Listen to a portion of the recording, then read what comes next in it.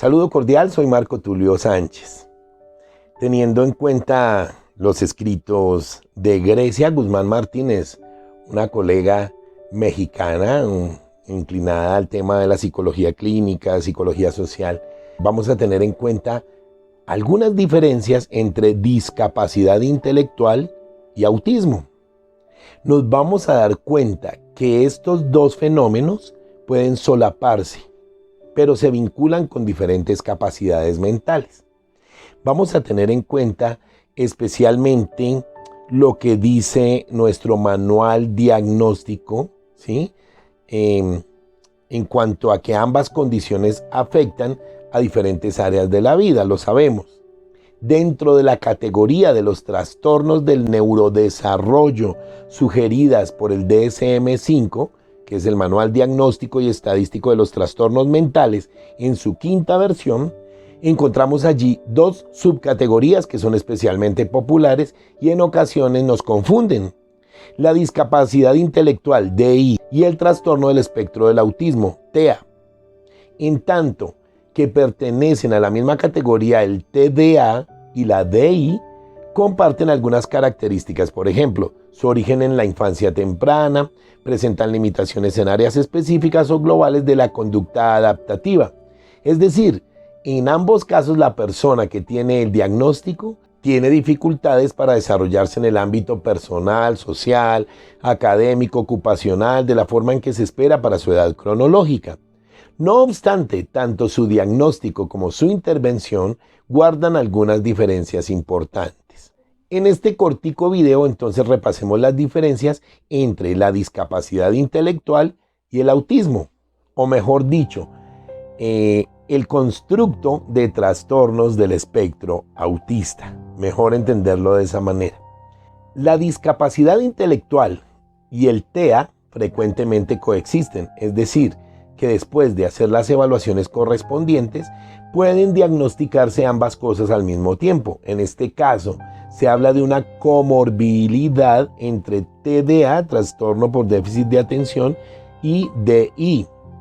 En otras palabras, es muy común que las personas con TEA presenten también algunas manifestaciones de discapacidad intelectual y viceversa. Sin embargo, una y otra son experiencias que difieren en algunas cuestiones, lo que es necesario conocer para acceder a una intervención asertiva y oportuna. En primer lugar, habilidades intelectuales versus comunicación social. Vamos a ver las diferencias. La discapacidad intelectual se manifiesta en tareas como el razonamiento, la solución de problemas, la planificación, el pensamiento abstracto, la toma de decisiones, el aprendizaje académico o el aprendizaje por sus propias experiencias.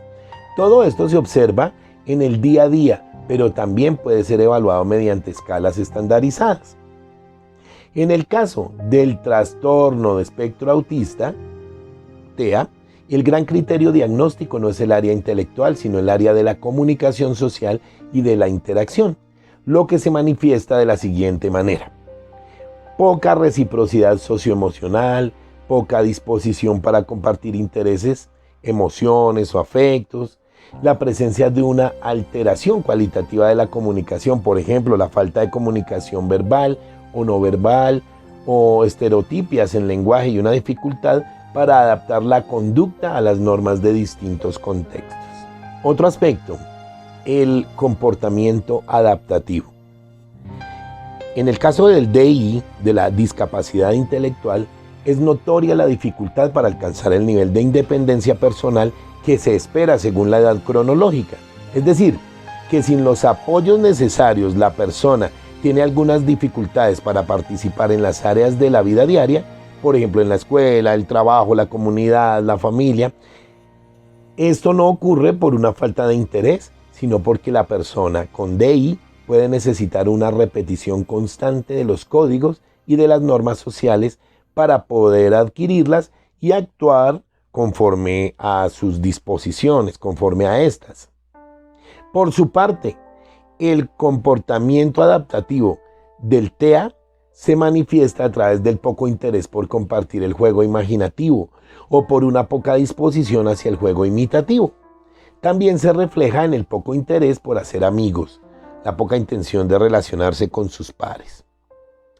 Este poco interés se origina porque muchas de las cosas que están en sus entornos próximos les pueden causar niveles altos de estrés y ansiedad, lo que alivian mediante patrones o intereses y las actividades restrictivas repetitivas o estereotipadas. Por otro lado, un tercer aspecto, digámoslo así, una tercera diferencia, el seguimiento de normas.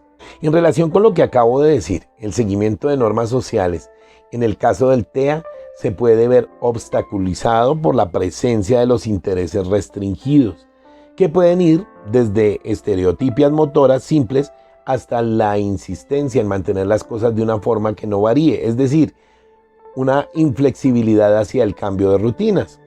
Los niños con TEA suelen sentirse en conflicto cuando sus rutinas se modifican. Por otro lado, en la discapacidad intelectual, el seguimiento de instrucciones o normas se puede ver dificultado por la forma en la que funciona el procesamiento lógico. La planificación o el aprendizaje por propia experiencia, por ejemplo, puede haber una dificultad importante para reconocer conductas o situaciones de riesgo sin los apoyos necesarios. Por otro lado, otra diferencia, la experiencia sensorial. Algo que también es supremamente importante en el diagnóstico de TEA es la presencia de hiporreactividad o hiperreactividad sensorial.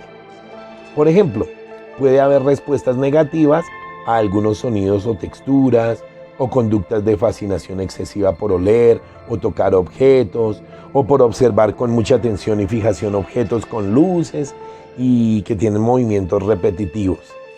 En el caso de la DI, de la discapacidad intelectual, la experiencia sensorial no necesariamente se presenta de una manera exacerbada, ya que es la experiencia intelectual la que se manifiesta con mayor fuerza.